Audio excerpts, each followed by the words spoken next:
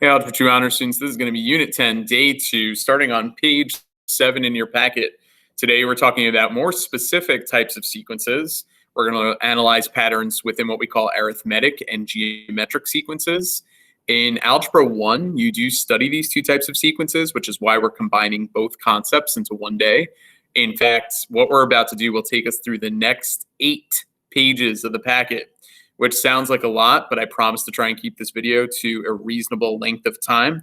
And we're not going to do all the questions. We'll save some for practice in class. So let's get right into it. In an arithmetic sequence, in this box at the top says to get from one term to the next, we add by a constant value. And that constant value that we add on, in general, we call the value of D. And D is known as the common difference. If you have an arithmetic sequence, if you were to subtract two terms, you would find that that difference is always common. It's always the same because we're adding on the same amount each time. And you can see this example right here of building an arithmetic sequence with terms 3, 5, 7, 9, and 11. So we're going to try and remember using this pattern how to write explicit and then eventually also recursive formulas to represent arithmetic sequences. So if we take a look at this example, starting with the first term of 3, to get to 5, I add on 2. To get to 7, I add on 2 twice. To get to 9, I add on 2 3 times. So all this is really helping to build our pattern of what we'll use to define arithmetic sequences of constantly adding on 2 to get to the next term.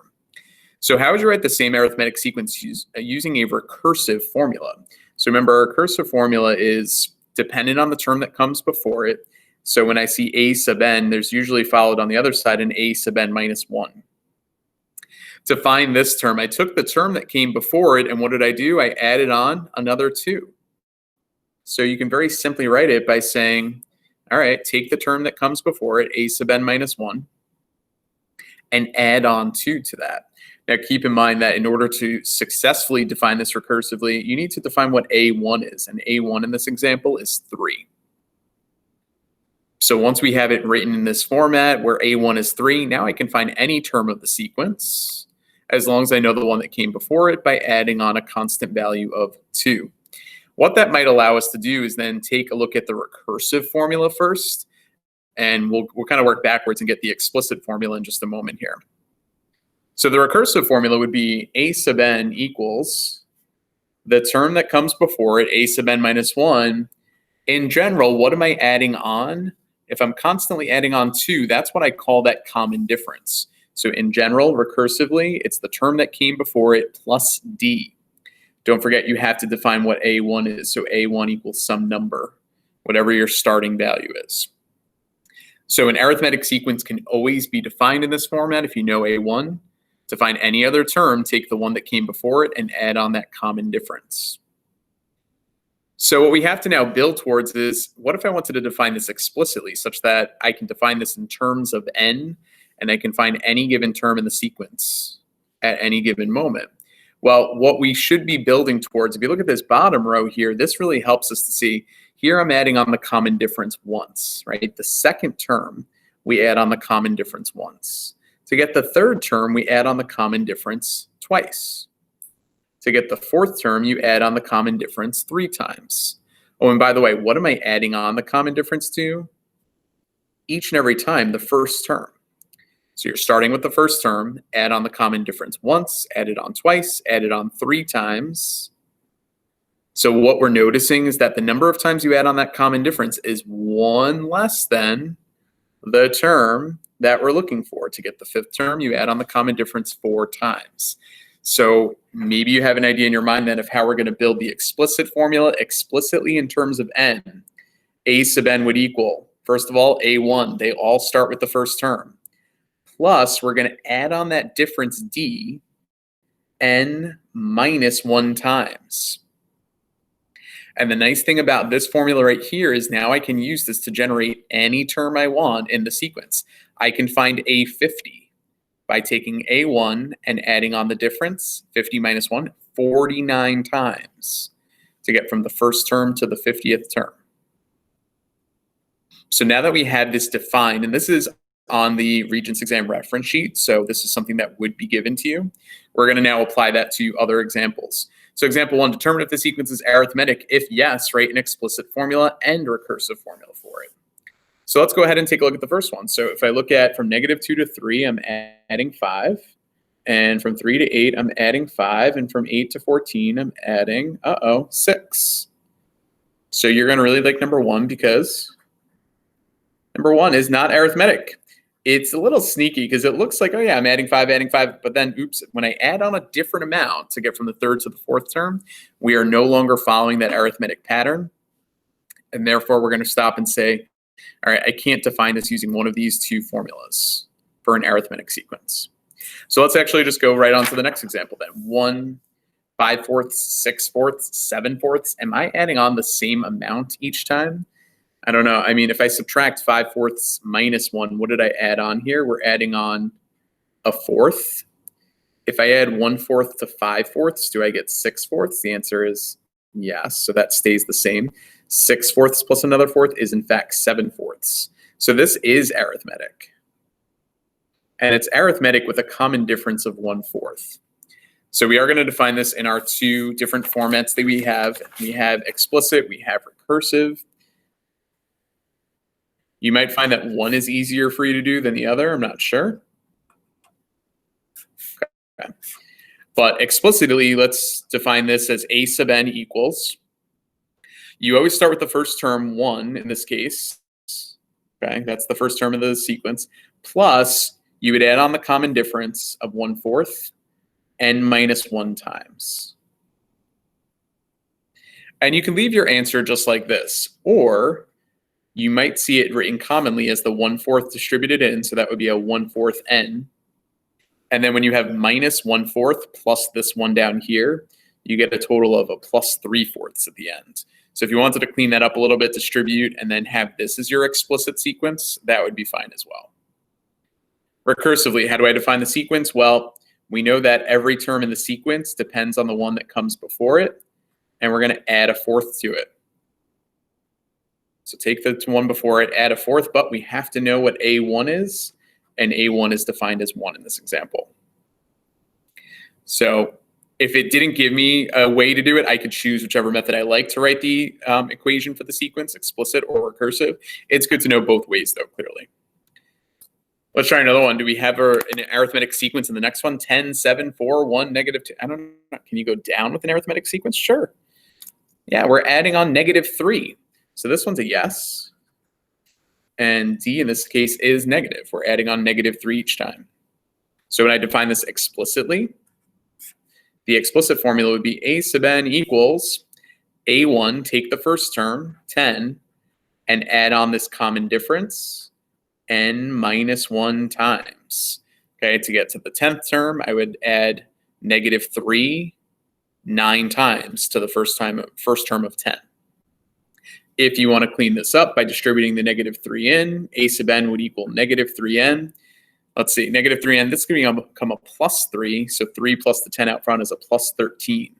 And I think that does look a little bit cleaner in terms of finding, terms later on in the sequence.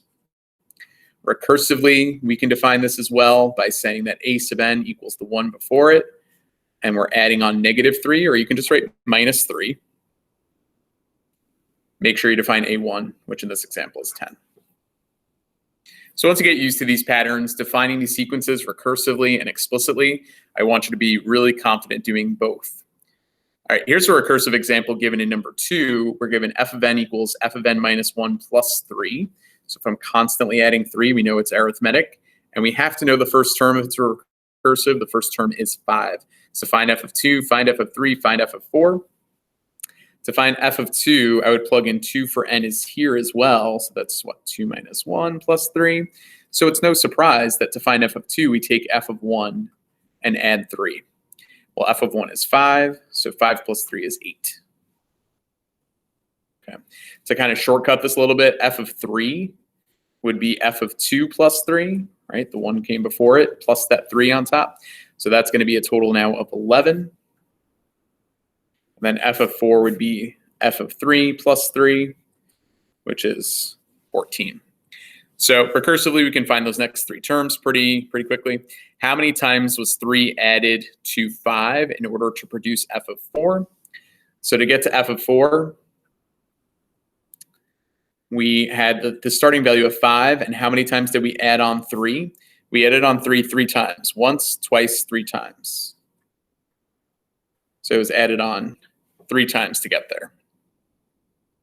Use your result from part B to quickly find the value of f of 50. So how would I find the value of f of 50? We should be able to do that by saying take the first term, and then how many times should I add on the common difference of 3? Well, think about what we have in our explicit formula. To get from the first term to the 50th term, we're adding on that 3 constantly 49 times. Okay. So you can type that in the calculator quickly if you need to, but the value of the 50th term when typing that in would be 152. And finally, kind of working backwards a little bit, we had a recursive to start. I want to write a formula for the nth term of the sequence, which is an example of an explicit formula then, based on the first term f of 1, d, and the value of n. So if I don't want this to be defined recursively anymore, how can I define it explicitly? Well, f of n would equal the first term of 5 plus how many times do I add on the difference of 3? N minus 1 times. Okay, to get to any term in an arithmetic sequence, take the first term and add on the difference n minus 1 times. If you want to clean it up, it would be 3n, and then negative 3 plus the 5 is a plus 2. 3n plus 2 is that sequence right there. All right, going on to the next page, we're going to do these 2 examples, and that will pretty much wrap up what we do with arithmetic sequences. So given that A1 is 6 and A4 is 18, these are members of an arithmetic sequence. That's kind of a fancy name to say that they belong to the arithmetic sequence. Find A sub 20. So I'm hoping it's pretty clear in example 3 what we're missing right off the start. And if I know the first term and the fourth term in the list, what I have to figure out is in an arithmetic sequence, what am I adding on? So we got to find D first. To find D in an arithmetic sequence, here's what I'm going to have you think about. Given that we know what A4 is, and we know what A1 is, how many times would I have to add on the difference to the first term in order to get to the fourth term in the list? And you can see my little arrows would help me get there pretty fast as well. Well, to get to the fourth term of the sequence, we take the first term and add on the difference 3 times. We know the fourth term is 18, so plug that in. We know the first term is 6, so plug that in. That's going to help me solve for D pretty quickly. So if I subtract the 6 over, we get 12 is equal to 3D. And therefore, D is 4 after we divide. We should be able to confirm pretty quickly that if I add on 4, that would be 10. Add on 4, so that's 14. If I add on 4 one more time, I do get to 18. So we're pretty confident, I hope, that that is the correct common difference. Okay, what do we want to find? We want to find A20, the 20th term in the list. Well, to find A20, that would be the first term plus how many common differences? To get from the first to the 20th, we'd add on the difference 19 times. Okay. So therefore, the first term is 6 plus 19 times the common difference of 4. And this would be 76 here. So 76 plus that 6 is the 20th term, the 20th number in the list. We can really quickly determine is 82. So a little bit more involved here when we have to find the common difference first and then use that common difference to find the 20th term. This one will even take it one step further where we know A8 and A10. These are members of an arithmetic sequence. Determine the value for A16. So another example where we don't know the common difference, but the other big difference, not to use that word again, is that we also don't know A1. But that's okay. It's okay if we don't know A1. Because here's what I want you to think about. If you have the 8th number in the list, how many times do I have to add on the difference to get to the 10th number in the list? Starting at A8, you would add on the difference not once, but twice to get there. It's really just the number of differences is the difference in the term numbers that you're working with. So rather than always basing your equation off of A1, in this example, you can say that A10 equals the 8th term plus 2 common differences. Okay, so make sure you carefully think about that. If you don't know A1, you can still find the common difference. So 30 is equal to 15 plus 2D. And if you subtract the 15 over, it's also okay to get that D is a decimal or D is a fraction. You can have D as 15 halves, or if you prefer 7.5, that would be okay too. All right, now I want you to think carefully about how do we find A16? So A16 would be A1 plus 15 differences. Okay, but wait, we don't know what A1 is, right? So why don't we base it off of one of the terms that we know? Why don't I base it off of A10? Let's do that. So if we know what A10 is, because that's the term that we know, how many differences would I need to get from the 10th term to the 16th term? Based on the logic that we used here, hopefully you would tell me that the answer is 6. We add on the difference 6 times to get from A10 to A16. So what do we know about A10? A10 is 30. We know that the common difference is 15 halves. So let's see, 2 goes into 6 3 times if I do a little reducing here. So you get 30 plus 45 for a total of 75. The 16th number in the list winds up being 75. So I went through that a little bit quickly. If we need some more practice of this, we can do that in class. But it says, note, if you don't have the first term, then work with what you do have to find the common difference. Here's some good quick examples. If you know A5 and A9, how am I going to find the difference? Well, the 5th term plus 4 common differences would get you to the 9th term. If you know the 8th and the 15th terms in function notation, to get to the 15th term, you would take f of 8 and add on 7 common differences. It's always just the difference in the term numbers. That's how many differences you have to add on. So in general, if you have a sub x and a sub y as your terms that are given in the sequence, a sub y would equal a sub x plus the difference in those term numbers times the difference. This is a really general way of representing any arithmetic sequence. Doesn't matter what the terms are that you know. You can know A1 or you could not know A1. We can still work our way around it and find that common difference. Okay. So I'll leave that here for now. There is one more page for arithmetic sequences. It's on page 10 here. But what I'll tell you is we're going to do page 10 in class tomorrow. So if you want to take a look at these, you are more than welcome to do so, but this is class tomorrow. Let's jump right into the next section on geometric sequences. And we'll save some of this for class tomorrow as well. What's the difference between arithmetic and geometric? Well, geometric sequence is when we need to multiply by a constant value to get from one term to the next. That constant value that we multiply is defined by the letter R, where R is known as the common ratio. Okay, instead of commonly adding a number on each time, we're now commonly multiplying. So to find the common ratio, ratio in my head means divide, you're going to take one term and divide it by the one that came before it. So is this in fact a geometric sequence? 1, 3, 9, 27, 81. Well, the answer to that question is yes. And it's because when I find the common ratio, what's 3 divided by 1? It's 3. If I take these two terms, 9 divided by 3, what's that? 3. If I take the 9 and the 27, 27 divided by 9, we have a common ratio every single time. It's always equal to 3. So since the pattern is such that I'm multiplying by 3 every time, that's what the value of R is. R is equal to 3. What about the next one though? 5, -5, 5, -5, is that geometric? Am I multiplying by the same thing each and every time? May not be obvious right away, but when you see the signs alternating, it could be a good sign that the common ratio is negative. Yeah, if you multiply by -1 each time, that's exactly the pattern that you would get. So in general, to find the common ratio, if you have a term a sub n, you're going to divide it by the one that came before it, a sub n minus 1. That's how we determine what R is equal to. So we're going to build a general pattern here for explicit and recursively defining geometric sequences.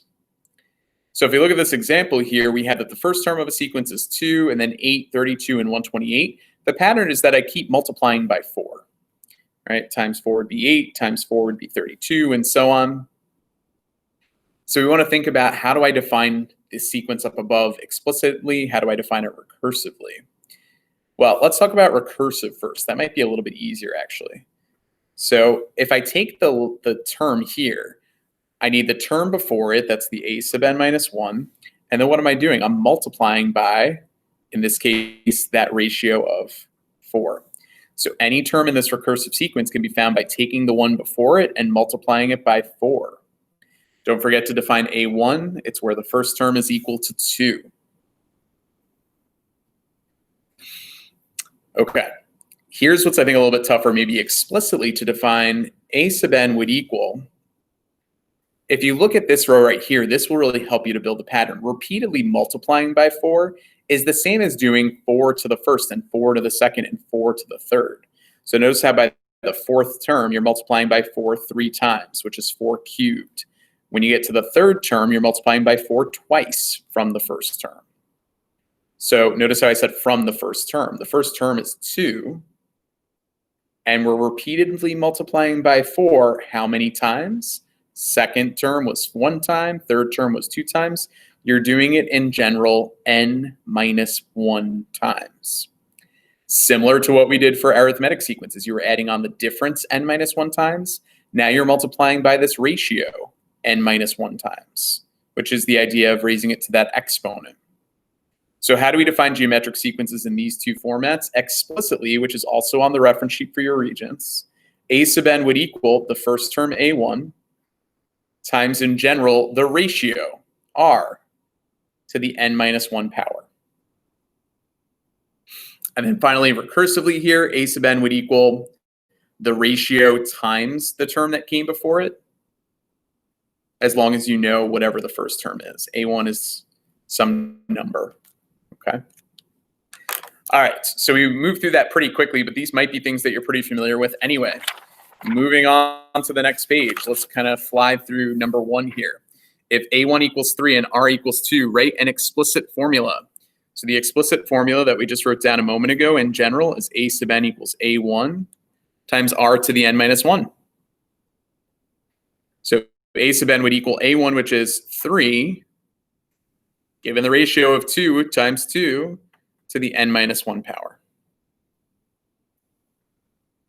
Once you have that defined explicitly, you can find any term you want pretty quickly. So for example, a sub 5 would be 3 times the ratio of 2 to the 5 minus 1 to the 4th power. To find the 5th term, take the first term and multiply by that ratio 4 times. 2 to the 4th is 16, by the way, so if you want to make sure you follow PEMDAS there. The 5th term in the list would be 48. And you can type this into your calculator as is, by the way, but if you're going to do some of the work by hand, don't do 3 times 2 first. You're breaking PEMDAS, you got to do exponents before you multiply. Represent the sequence using a recursive formula. We can do that pretty quickly. A sub n would equal, take the term before it and multiply it by 2. So it's 2 times a sub n minus 1, where a1 is defined as being 3. All right, so there's gonna be a little bit more practice that I'll have you try on your own. Try example 2 and try example 3. These, I think you should be able to do based on what we just talked about with geometric sequences. So try example 2, try example 3. We'll go over those next time we're in class. Last page we're gonna do together is page 13. Thank you for keeping up with me here. I know it's a lot to do in one day. All right, what we're going to do is similar to what we did with arithmetic sequences. Given 2 terms in a geometric sequence, find the missing terms and the value of r. So if f of 1 equals 2, that's the first term in the list. Here's f of 1. The other term that we're given is f of 4, which is 250. Okay, so to find the term that I'm looking for in the list, to find these missing terms, we need to know what is the ratio. What am I multiplying by to get from 2 to 250? So I think a good approach here would be figuring out r by saying that f of 4 would equal f of 1 times the ratio how many times? How many times do I multiply by r to get from f of 1 to f of 4. Oh, wait, maybe it's not a big surprise that it's 3 times, right? This is always going to be the difference of those terms that we're given. Well, f of 4 is 250 and f of 1 is 2. So we're going to solve this equation for r.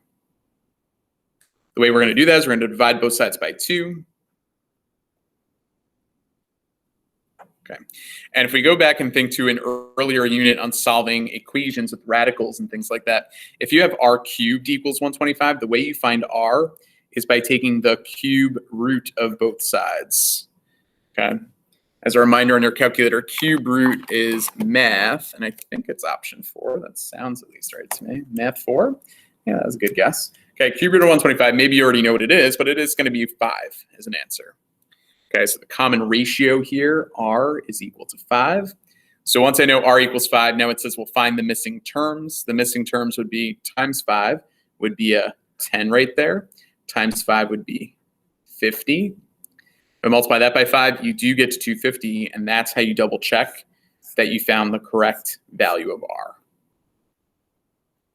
All right, let's do one more like it. We're in example 5, but we're given 2 terms without knowing A1. We know A3, we know A5. Find the ratio and find the first term. So if I know A3 and A5, I want you to think about this scenario here. To get from the 3rd term in a geometric sequence to the 5th term, you have to multiply by r a certain number of times. Well, to get from term 3 to term 5, you would multiply by r twice. It's the difference in those term numbers, just like we did for arithmetic and thinking about the last example too. So A5 is 27, A3 is 3. So from here, I'm going to divide both sides by 3 to get 9 equals r squared. And then last step is square root, square root. When you take the square root of both sides, this is a big deal. Ready for it? There are 2 ratios here. It's plus or minus 3. This could actually represent 2 different geometric sequences. Because check this out. If A3 is 3 and A5 is 27, what's the 4th term? Well, if I multiply by positive 3, I would get 9 times 3 again is 27, so that makes sense. What if it's negative 3, though? If I multiply by negative 3, 3 times negative 3 is negative 9 for the 4th term. Negative 9 times negative 3 still gets you to 27 for the 5th. So there would be 2 possibilities for the 4th term. The 4th term could be 9, or it could be negative 9. So that's a little crazy that there's 2 possible sequences that we're looking at here. But let's see if we can find A1 based on this, okay? So A1, if I work backwards, let's use the fact that we know that A3 is 3. A3 would equal the first time times r squared again, wouldn't it? So A3 we know is 3. I'm looking for A1. That's what I'm asked to find. The ratio, whether I'll tell you if it was plus or minus 3, squaring it is going to get rid of the negative there. Okay, so it actually wouldn't matter if it was a positive 3 or a negative 3. Squaring it is going to turn into a positive 9. So if 3 equals A1 times 9, the last step there is that A1 only has one possibility. It's 1/3. So what's crazy about this one, and this is something we'll talk about more in this unit, is that any odd term has to be positive, but any even term could be positive or negative and still get you to these terms in the sequence. Okay. So if you're not given the first term, could we still get that ratio? Of course. If you have A50 and A12, how many ratios do you multiply by? What is this exponent that we raise r to get from the 12th to the 50th term? It's just the difference of 50 minus 12. Sorry, I can't squeeze a 38 in there, but it should be r to the 38th is what you multiply by. So in general, if the terms are ax and ay, to find the term ay, it would be ax times r to the y minus x power. You multiply by that ratio, y minus x times, whatever the difference in those terms are. Okay, again, I really appreciate you sticking through this lesson. I know it was probably a lot. This one will be done in class, so we'll go over this tomorrow as well. But once we wrap those things up, you'll have plenty of time to work on some homework in class too. Have a great rest of your day. Go forth and think about arithmetic and geometric sequences.